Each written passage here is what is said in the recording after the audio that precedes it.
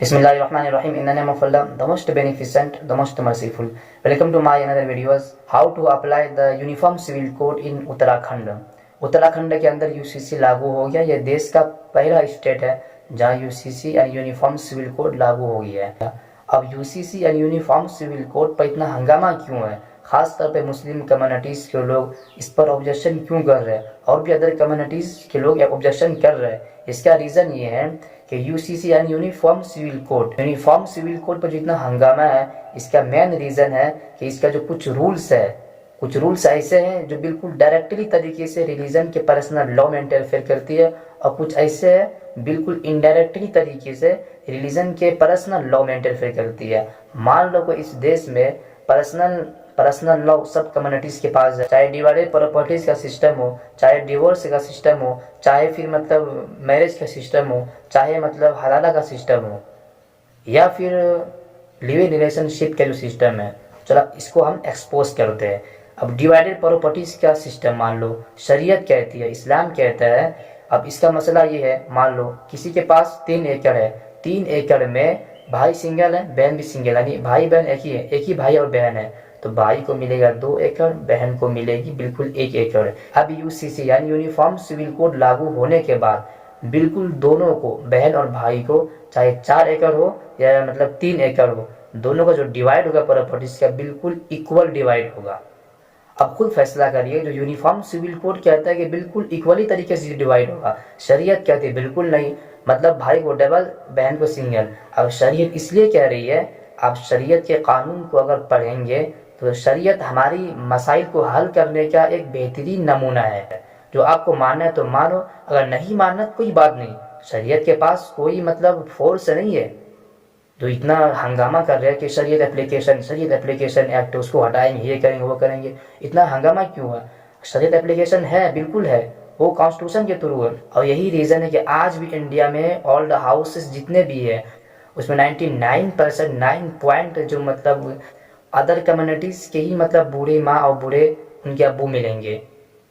मुसलमानों का मतलब 1% भी नहीं है ओल्ड हाउसेस में. सोचने की बात है, इसलिए कि शरीयत ने बिल्कुल इंसाफ किया है. अगर शरीयत अभी यही कहेगी बिल्कुल मतलब डिवाइड हो, बिल्कुल मतलब इक्वली तरीके से डिवाइड हो, तो फिर कौन रखेगा? भाई बोलेगा कि नहीं, मतलब बड़े भाई, अगर 3 भाई 2 भाई है, बड़े भाई बोलेंगे छोटे भाई आप जानो, मैं तो अपने ड्यूटी पर हूँ, आप जानो. छोटे भाई बोलेंगे भाई मैं भी अपने ड्यूटी पे हूँ, मैं भी अपने काम में बिजी हूँ. इसको कौन रखेगा? बहन लेके जाएगी? नहीं ले जाएगी. जिसका रीज़न यही है कि लास्ट में वो ओल्ड हाउसेस में वो छोड़ देंगे, और यही हो रहा है. और ओल्ड हाउसेस में जितने भी मतलब बूढ़ी माँ और बूढ़े अबू हैं उनके, ना वो गरीब है. आप ये बात भूल जाइए कि गरीब होंगे शायद इसलिए ओल्ड हाउसेस में, बिल्कुल नहीं. अभी किसी फेस्टिवल में एक रिपोर्टर गए थे रिपोर्टिंग करने के लिए, तो रो रो कर बता रही थी मतलब एक बूढ़ी माँ कि मेरे 3 बेटे हैं, एक बेटे पुलिस ऑफिसर है, कोई डॉक्टर है, कोई एडवोकेट है. तो रिपोर्टर ने क्या, इतने पैसे होने के बावजूद आपके बेटे तो बड़े बड़े पोस्ट पर बैठे हैं, आपको फिर ओल्ड हाउस में क्यों छोड़े हैं? तो सोचिए, जवाब यही कि सब अपने अपने काम में बिजी है, तो उसको कौन लेके जाएगा, उसकी परवरिश कौन करेगा? मसला यही है. बेटी तो लेकर जाएगी नहीं, पूरी ज़िंदगी तो बेटी रख नहीं सकती है. इसका रीज़न नहीं है कि फिर लास्ट टाइम में मजबूरन वो ओल्ड हाउसेस में छोड़ देते हैं. और यही रीज़न है कि गवर्नमेंट ये चाहती है कि मुसलमान आखिर क्यों, मतलब 1% भी नहीं है उसके पेरेंट्स, मुसलमान कैसे शरीयत से दूर होकर वो भी इसी तरह बन जाए, यानी अपने वालिदैन को छोड़ दे ओल्ड हाउसेस में. ये चाहती है गवर्नमेंट. आ जाइए मतलब कि डिवोर्स या हलाला का जो सिस्टम है, भाई 3 तलाक को तो ख़त्म कर दिए ना, आप खुश हो जाओ, कोई बात नहीं. 3 तलाक को अब तो आपने ख़त्म ही कर दिया है, 3 तलाक का कानून आपने बनाकर पेश कर दिया, तो आपको मतलब सेटिस्फाइड हो जाना चाहिए, मुतमईन हो जाइए आप आराम से. अब रही बात मतलब लिव इन रिलेशनशिप के बारे में, जो भी कानून बनाना उसके ऊपर आप आज़ाद है, आप जो भी बनाना बनाइए. इसलिए कि जो भी लिव इन रिलेशनशिप में रहते हैं ये इंडियन कल्चर का हिस्सा नहीं है, ना ही उसके रिलीजन के अकॉर्डिंग वो कर रहे हैं, ना ही वो पर्सनल लॉ उसको परमिशन दे रहे हैं. तो इन तमाम से वो हट कर अगर इस तरह के मतलब लाइफ ज़िंदगी गुजार रहे हैं, तो उसके ऊपर जो भी कानून बनाना सरकार आज़ाद बनाए, मगर पर्सनल लॉ में इंटरफेयर करना, पर्सनली अकॉर्डिंग टू रिलीजन के तहत ज़िंदगी गुजारना चाह रहा है, उसी में खुश है वो, तो आप क्यों चाहते हैं? और ये ढरोरा पीट रहे कि मतलब नहीं मुस्लिम खवातीन के साथ इंजस्टिस हो. कौन सी इंजस्टिस, कहाँ की इंजस्टिस? सिर्फ एक एग्जांपल देकर वो आप उस पर कानून नहीं बना सकते हैं.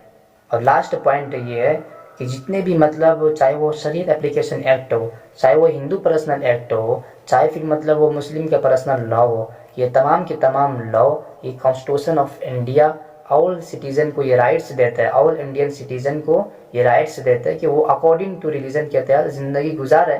اگر یہ باقی نہیں رہے گا تو سوچو فریڈم آف ریلیجن کا کیا ہوگا، فریڈم آف ایکسپریشن کا کیا ہوگا، رائٹ ٹو چوائس کا کیا ہوگا تب؟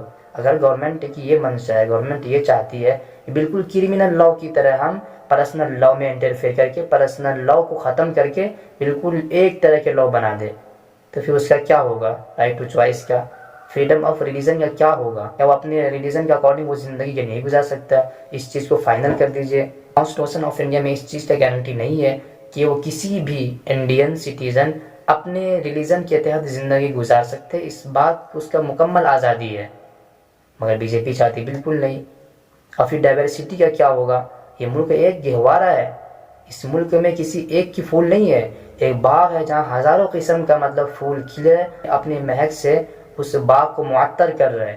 بی جے پی چاہتی ہے کہ بالکل تمام کے تمام پھول کے پودے مرجھا جائے، اس میں پانی نہ دیا جائے، صرف کمل کو ہی پانی دے کر اس کی خوشبو کو معطر کرا جائے۔